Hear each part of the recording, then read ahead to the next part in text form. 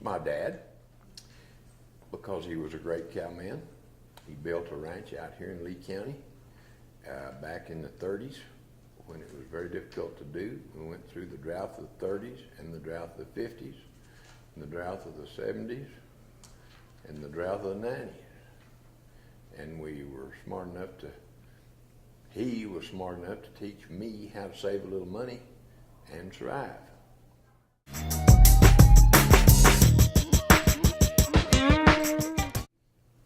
Oh, big time difference. We had 18 windmills on the ranch, and we worked them all with teams and wagons and horses, and we had an old power wagon that we could use on part of the ranch, but it was very difficult, and we did everything horseback. We had 25 saddle horses, and we rode every one of them. We rode them down. They stayed tired, and we had to feed them a lot because to keep their strength up, because we rode them many miles every day. When we needed help, Dad flew an airplane, and he flew me to school in an airplane. But he'd get me in the airplane. First we'd go to the kitchen table and get Coke bottles, and we'd put notes in the Coke bottles to all the ranchers.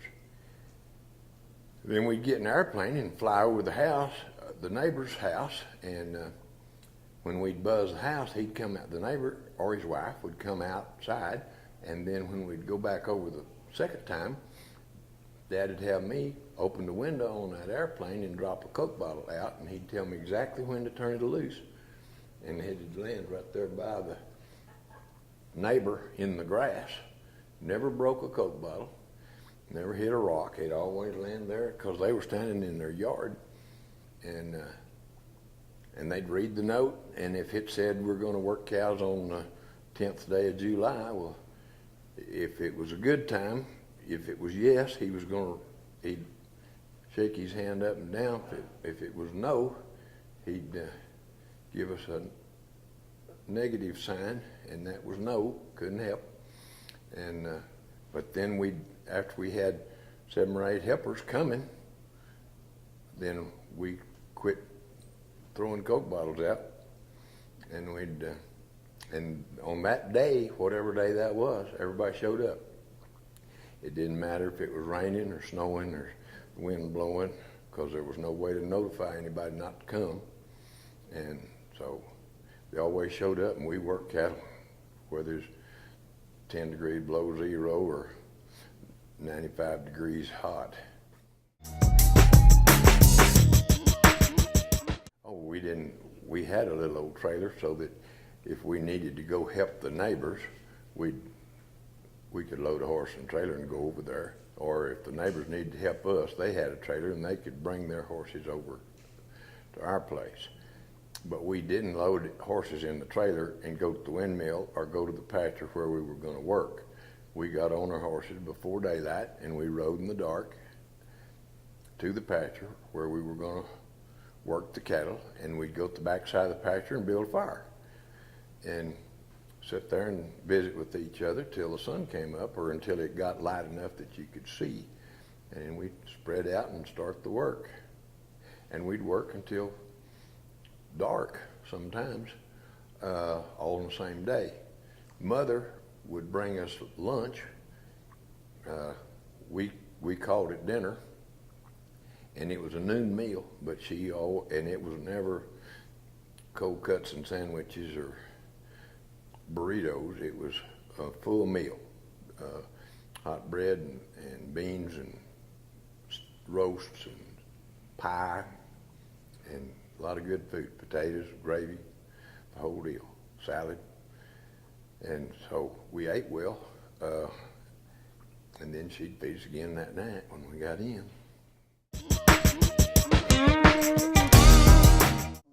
My dad's name was Bert Madera, and Mother's name was Lois Madera, And my mother came from Canada.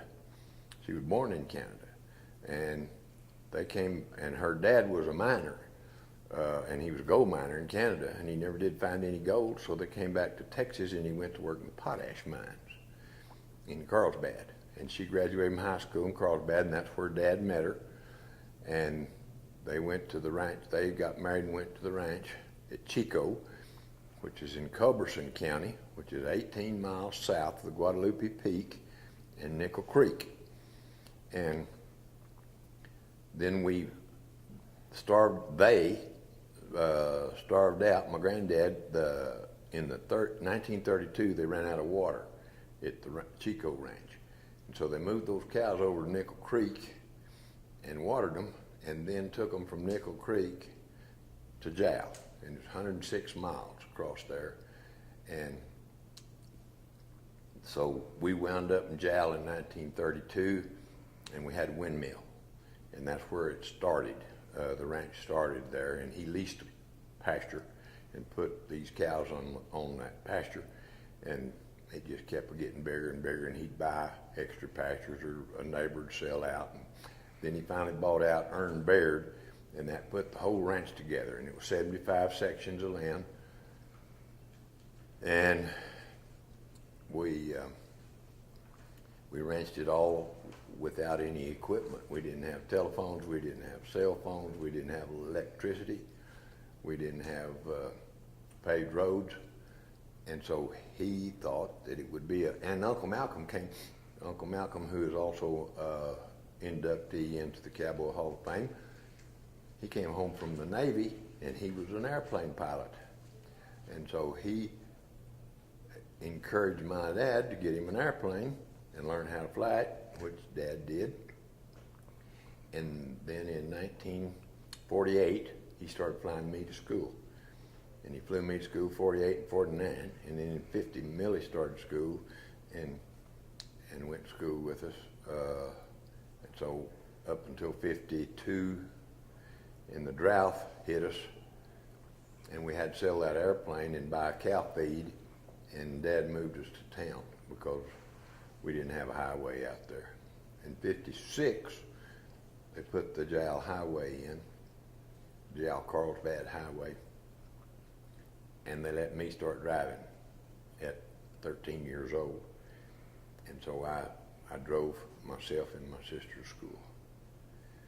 And we left town and moved back to the ranch.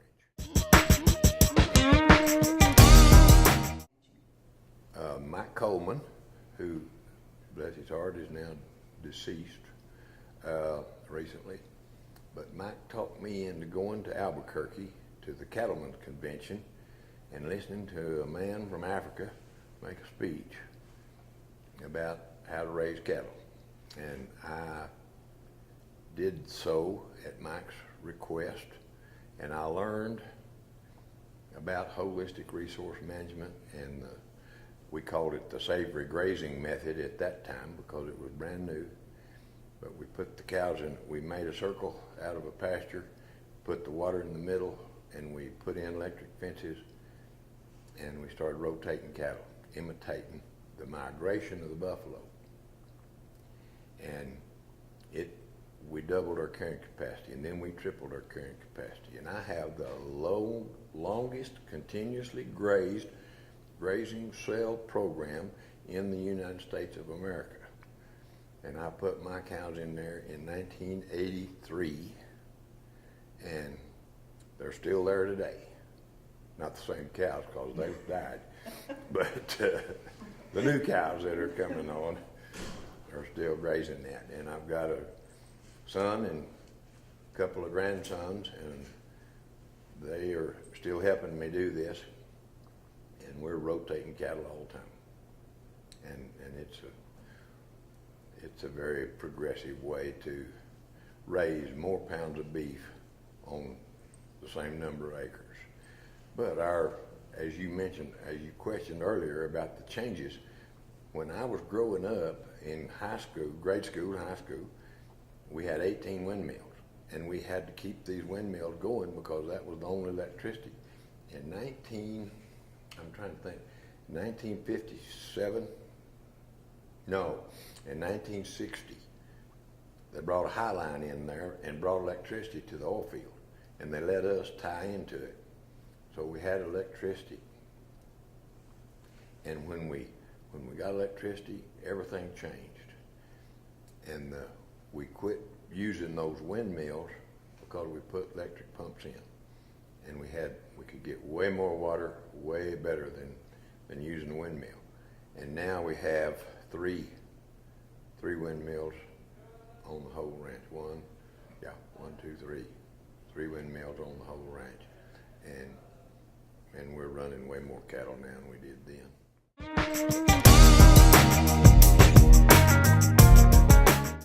When I joined was in the New Mexico Holistic Resource Management Group with Alan Savory. We had a New Mexico group, and we figured out that we needed a spokesperson. And the group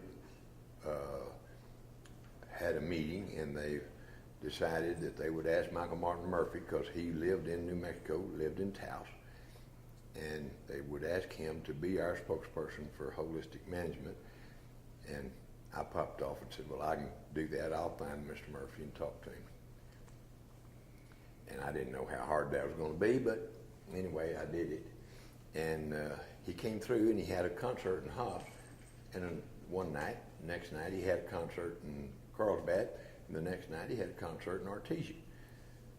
A 3-day deal. And so I missed him here in Hobbs and couldn't get to the concert. Things came up, I don't remember what, but I couldn't get to town. So the next day I went to Carlsbad and found out that Betty King was from the television station and the radio station in Roswell, and she was the sponsor for Mr. Murphy. And I talked to her, and I told her, I said, I need 1 hour of Mr. Murphy's undivided attention. And she said, nobody gets that. Said, I can give you 5 minutes, but it's not going to be undivided. You're going to have to share that 5 minutes with everybody else. And I said, that's not good enough. I just can't handle that. So anyway, I went to his concert that night in Carlsbad, and they, after the concert, Mr. Murphy went to a little old cafe up there, up the street, and then it was full of people because everybody left the concert and had gone to the same cafe. And I had snuck out early and gone to the cafe and knew the manager, and I talked to him. I said, we need a back room here somewhere for Mr. Murphy and his entourage. And so we set up a back room and opened it up and got a waitress back there to help us. And when Murphy showed up, well, I escorted him back there and told him we had a room for him at the back. And he thanked me for it. And then I told him that I was asking him to be the representative of our holistic management cow operation. Would he be interested? He said, yes, I would. I know about Mr. Savory. I know about the program, and I agree with it, and I understand it. And I'd love to do it. But he said, I haven't got time tonight to talk about it because this was after the concert. It was already midnight. And he said, can you come back to town tomorrow and meet me in Artesia? I said, I got a concert in Artesia. And I said, yes, sir, I will. So at the concert, at pre-concert in Artesia, we were discussing him being the sponsor or being a part of our holistic program. And he popped off and said, boy, I wished I could get in the cow business. And I said, have I got a deal for you? So I sold him 100 cows and left them on the ranch and started managing them for Mr. Murphy. We went to Albuquerque and got him a brand. It was the Rockin' 3M, and put it on all of his cows, and he stayed with us for about 5 years till the drought got, and Murphy's a businessman, and when the feed costs got higher than the calf prices, he bailed out and quit. Of course, I owned the land, so I couldn't bail out and quit. I just had to suck it up and wait till it rained. He got out. So he didn't lose near as much money as I did, but it worked out for both of us. And then he asked me to come and manage his music business.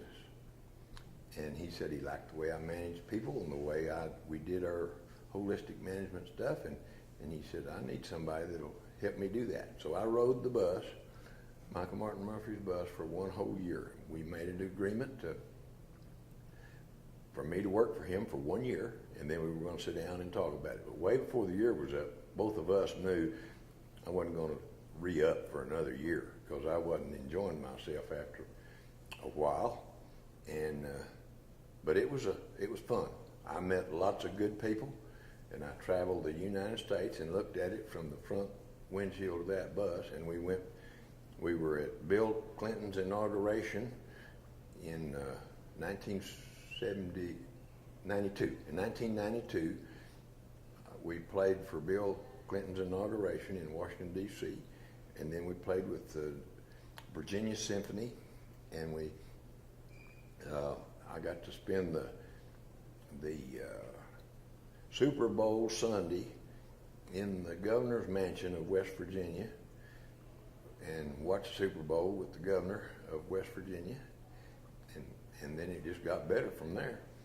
And we went all over the United States of America. Went to my first trip to the National Cowboy Hall of Fame in Oklahoma City, and then left and traveled through Idaho, South Dakota, North Dakota, all through that part of the world, and went to California, played at the Red Bluff, California bull sale, and it was food and famine. 1 week or one night we'd be staying in the cockroach-infested hotel, and the next night we'd be at Las Colinas in Dallas, Texas, with mints on the pillow.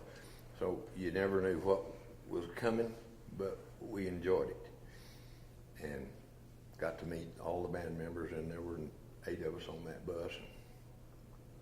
We had a good time. We did a cattle drive. We drove 100 cows, longhorn cows, 50 miles. And if I hadn't had the museum here in Hobbs and the museum in Carlsbad. And of course David and Ken Madera and their family. That's right. Everybody that helped, hundreds of people. And we wound up, Michael Murphy came out and sang for us every night. And we fed over 1,000 people off the chuck wagon. And it rained on us and we got wet, and the governor came out to see us, and it was a very memorable event that made us a lot more friends, and kind of promoted the cow business, and it promoted the state of New Mexico, and it helped the 2 museums, the Carlsbad Museum as well as the Lee County Hall of Fame. And so it was a great time. And we still are in electronic now, email contact with a lot of the people that were on that cattle drive that rode with us and enjoyed the Wild West experience, as we called it. When we finally got those cows to Carlsbad and rode into that arena, there was probably 300 people waiting, and it was a resounding cheer and a welcome, and it was life-changing. We heard that a lot. That it changed a lot of people's lives. Sure did.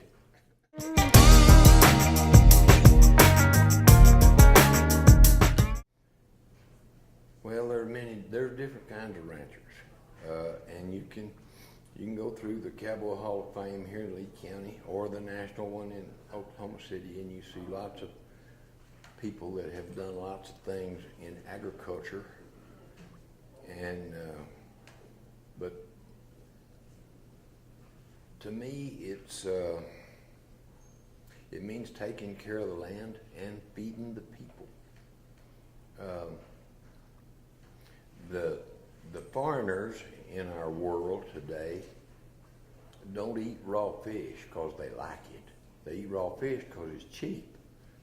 And if they could get a good sirloin steak cooked on a barbecue pit, they'd throw that fish away. And that's what we represent. We raise big cows, and we do it with integrity, and we do it humanely, and then we make money at it. We do it to make money, and the money's kind of a secondary deal now because of the oil field, but it's still something we do because we like cows. Of course, as anybody that's out here in our part of the world understands, the oil field is covering up our country with cliche roads, oil well pads, steel tanks, fiberglass tanks, drilling pads, saltwater disposal wells, and pipelines. And as the oil field matures and we deplete our oil wells, as we take more and more oil out of the ground and those oil wells quit producing, then we can reclaim that ground, and that's going to help. But we've got to pick up that cliche, put it back into cliche pits. We've got to reclaim all of that country. But with our right-of-ways on our pipelines and our high lines, I've instigated a program on our ranch to where we request the oil company take a 50-foot right-of-way on their pipelines, and they clear all the brush off of it and dig a ditch for their pipeline, and then we cover it.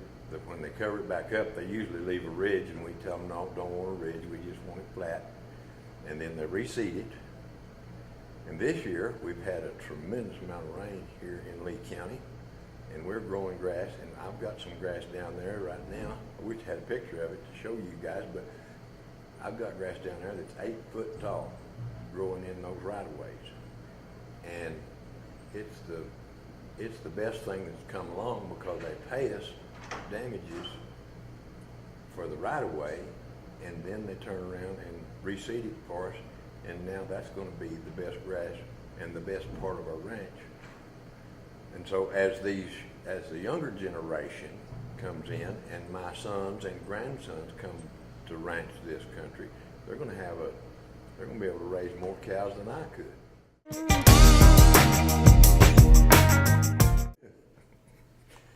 Well, we moved to town. We moved to town in, I guess it was 1952. And Dad sold the airplane and bought cow feed. He fed those old cows until they starved to death. And then we had to sell what was left of them. Some of them died, and we sold some of them. But I was a new kid in town. I'd been going to school there for 5 years, and so I knew what all the kids. I knew everybody, but I never had lived in town. Never had been. So I was out there messing with my rope one day and got on my bicycle, and I was riding, and we had a hill down, a little old hill down there. In Mexico, there are not very many hills because it's flat country. In fact, it's so flat and jowl you can stand on a beer can and see Santa Fe. But I started off this little old ridge down there on the street and had my rope in my hand. I just reached out there and roped that fire hydrant, and I was tied hard to the handlebars. And when you hit the end of a rope tied to a fire hydrant in the handlebar, you get asphalt rash from here all the way to the bottom, because I did slide. And the girls didn't think it was a bit funny. They weren't impressed. No, they weren't impressed. But we survived living in town. Went back to the ranch every weekend, and then went out there and stayed all summer, and grew up liking the situation and liking the ranch, and still do. So would you have done anything else? No, never did want to do anything else. I think I knew by the time I was 8 years old that I was going to be a rancher. And my granddad bought me my first cow and got me a registered brand when I was 1 year old. And so I've been in the cow business now for 73 years, uninterrupted. There's never been a point in that time when I didn't own a cow. I've owned some cows all the way through. And now that the oil field's involved, it's turned into a business that's different from just being a cowman and getting out there feeding a bunch of cows. And that's why David and Lane and Colton and everybody else helps me out. And Stephen and Mary, they help too. And they own cows. They've got cows out there. So we're trying desperately to pass it on, keep it in the family.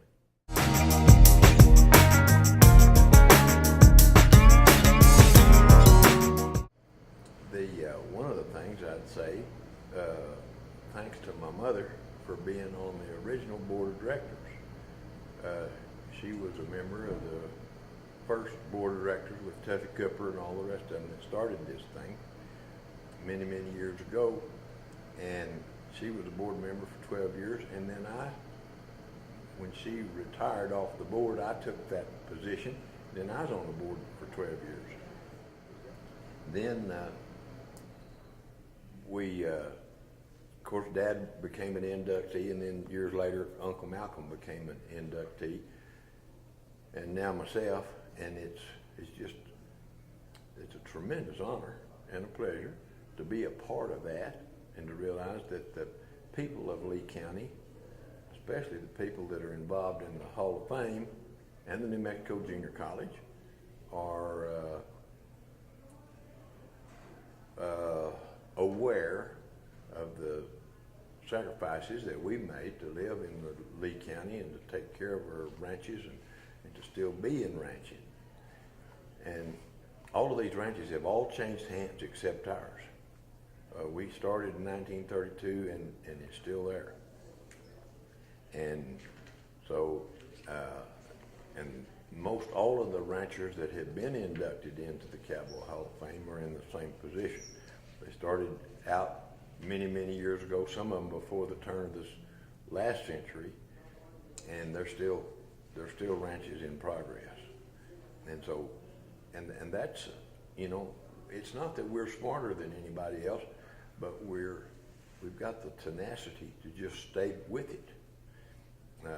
When times get hard, you go down and get a job. And my dad always told me, he said, if you want to be a successful rancher, you need to marry a school teacher, because she'd always have a job and you could survive. But if you just work hard at it and save your money, when you're making money, you got to save it and live through it, and then you can be successful. Thank you. Yes, and I think it's fantastic, and we went out here to eat last night at the steakhouse, and had people congratulating me because of the publicity that the newspapers put out. And then today we went down here to Rose's and ate lunch, and people in there were congratulating me, and it's fantastic.